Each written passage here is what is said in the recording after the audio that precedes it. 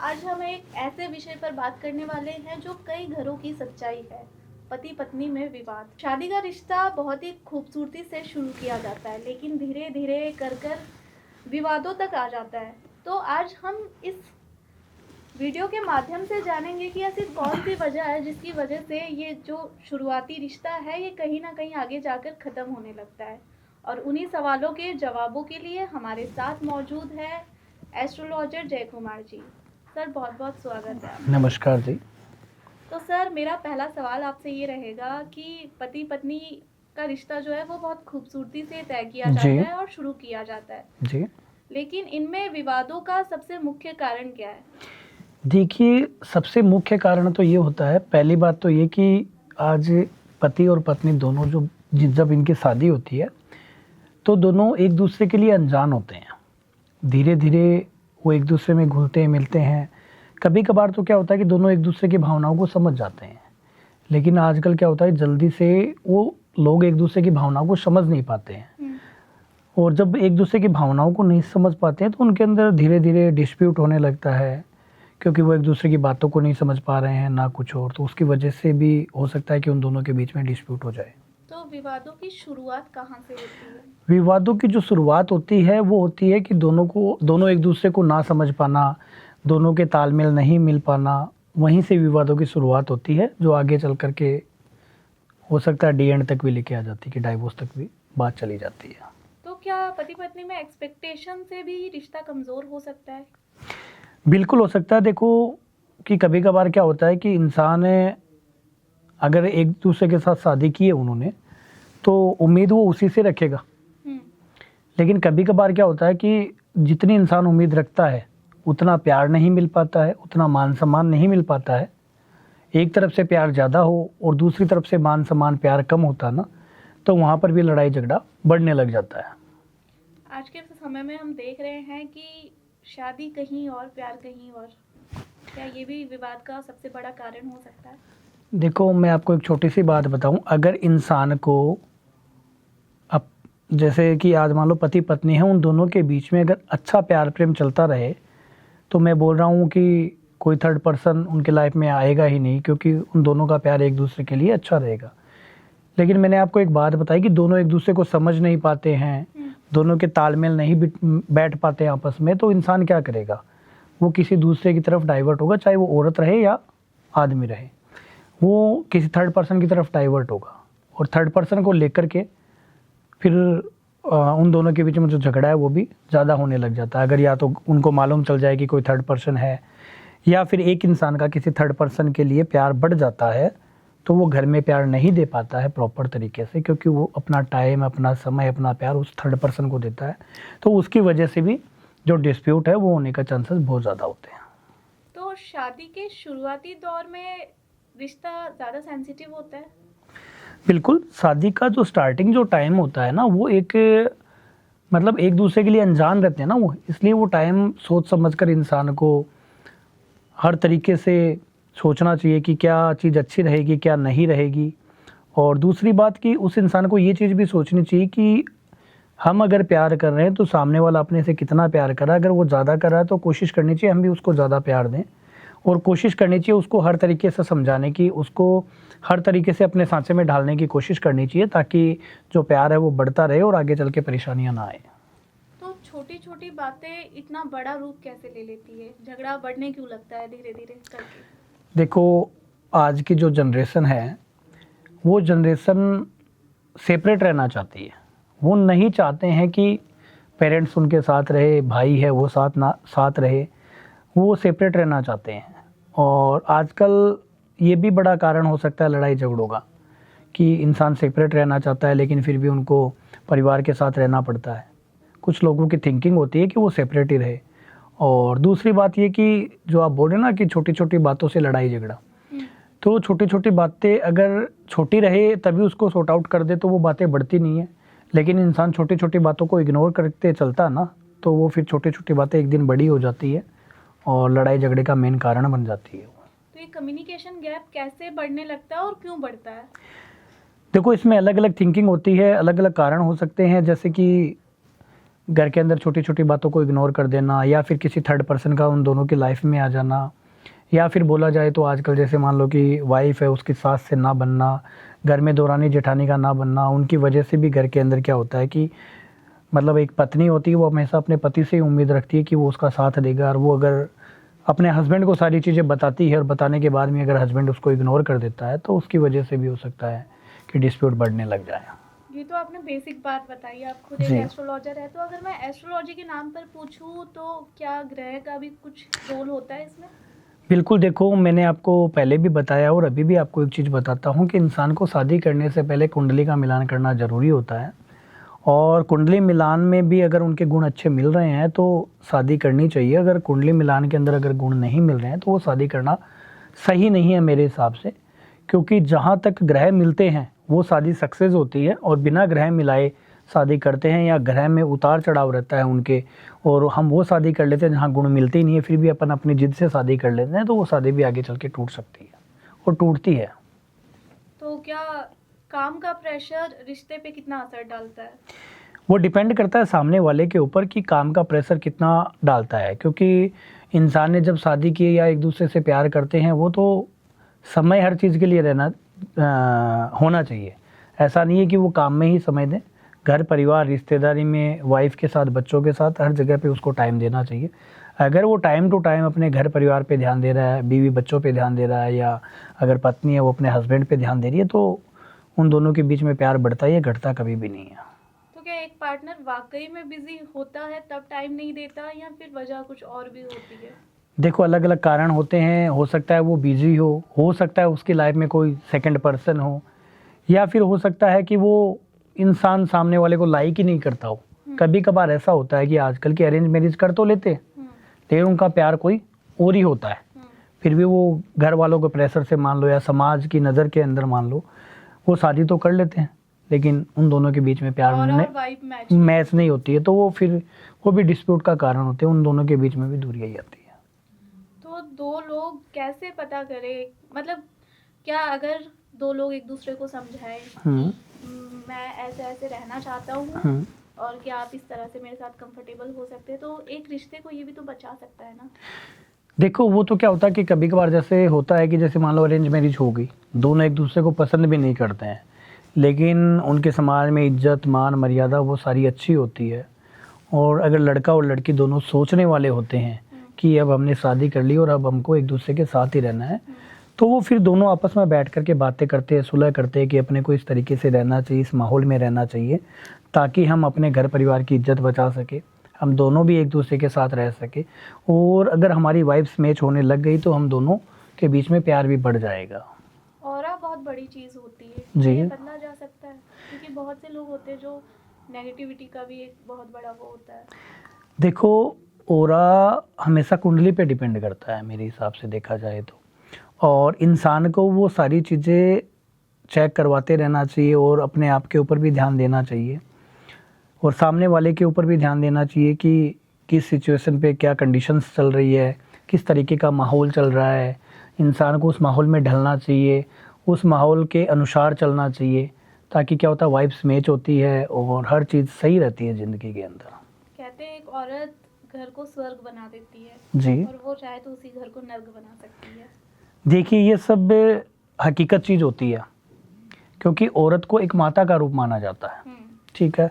एक औरत का घर में प्रवेश करना घर के अंदर सुख शांति समृद्धि और तरक्की लक्ष्मी हर चीज़ ला सकती है, और कभी कभार ऐसा होता है कि एक औरत का पैर अगर घर में आ जाए तो घर के अंदर सब कुछ तहस नहस हो सकता है। वो डिपेंड करता है उस औरत के नेचर के ऊपर, उस औरत के बर्ताव के ऊपर, और कभी कभार ये भी होता है कि एक औरत का घर में प्रवेश होना कलेश को लेके आ जाता है, और कलेश अगर जिस घर में रहता है उस घर के अंदर ज़िंदगी में कभी भी तरक्की नहीं हो सकती है, उस घर के अंदर कभी भी लक्ष्मी का वास नहीं हो सकता है। जैसे आपने बात की नेचर की, जी। तो औरत का नेचर किस हिसाब से बनता है, क्योंकि बचपन से उसकी माँ तो उसको बहुत तरीके से सजो के रखती है, बहुत चीज़ें समझाती है, फिर भी कहीं ना कहीं उसके अंदर माँ वाले गुण नहीं आ पाते हैं, तो क्या ये नेगेटिविटी का साइन है या किस चीज़ का है?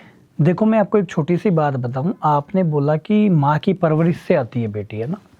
बट मैं आपको एक छोटी सी बात बता दूं, ये कलयुग है और न्यू जनरेशन है। जो परवरिश आज के 30-40 साल पहले बच्चों की होती थी, वो आज उनको अपना जो माहौल है वो तो बहुत अच्छा दे रहे हैं, लेकिन जो परवरिश की बात करते हैं, जो संस्कार की बात करते हैं, मुझे नहीं लग रहा कि जो संस्कार आज के 40 साल पहले बच्चों को मिलते थे वो संस्कार आज की जनरेशन में मिल रहे हैं क्या।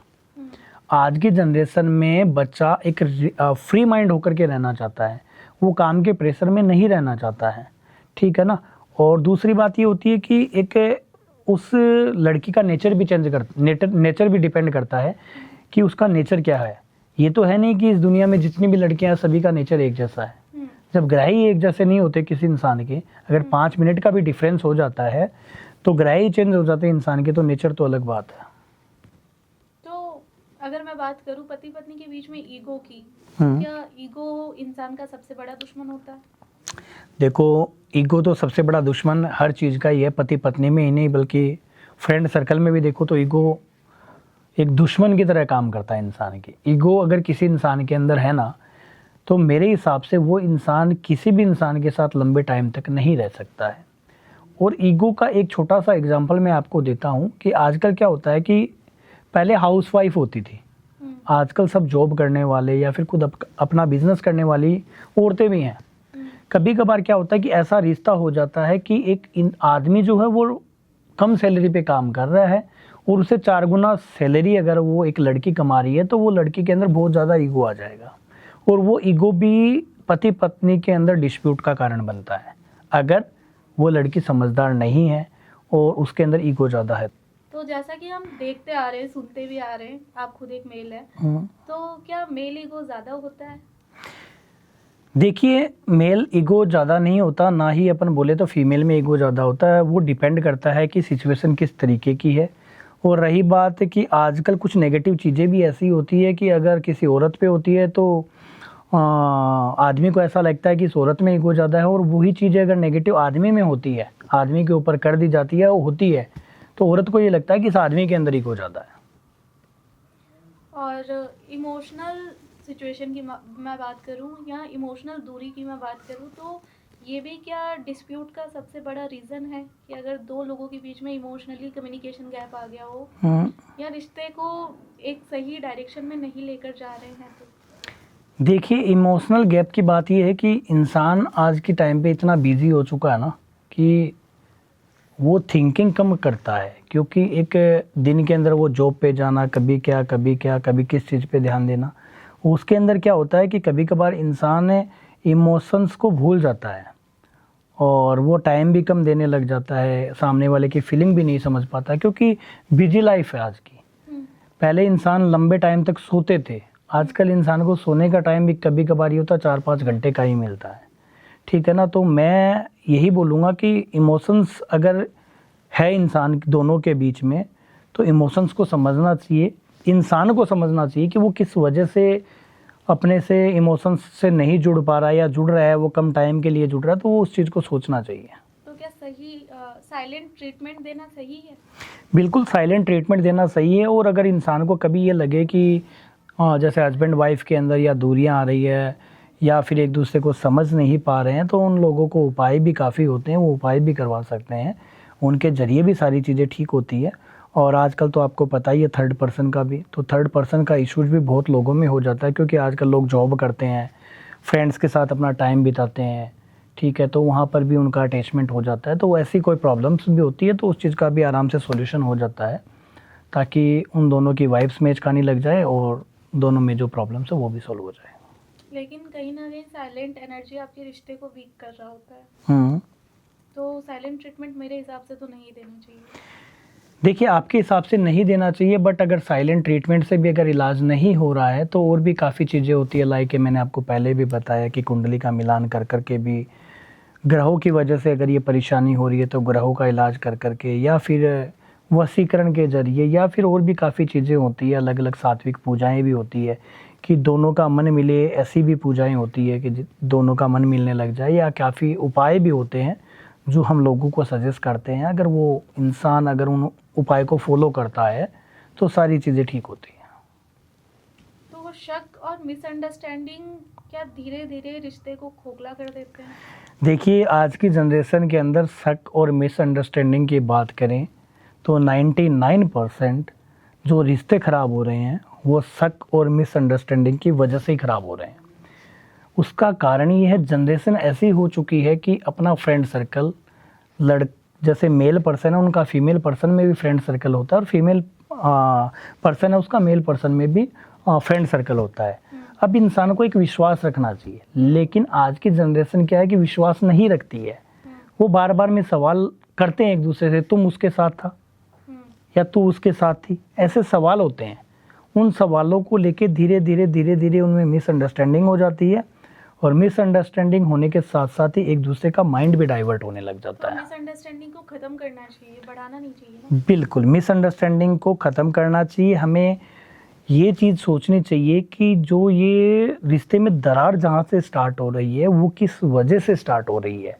क्या उसके पीछे कोई मिसअंडरस्टैंडिंग है, या रियल में कोई थर्ड पर्सन है, या फिर अपनी कुंडली या ग्रह के अंदर कोई परेशानी है।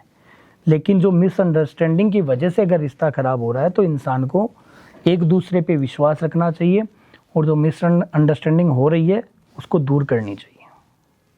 तो लोगों के बीच में पेरेंट्स का इन्वॉल्वमेंट होना चाहिए या नहीं, और होना चाहिए तो कितने उस तक होना चाहिए कि इस लाइन के बाहर वो ना बोले या वो ना इन्वॉल्व हो?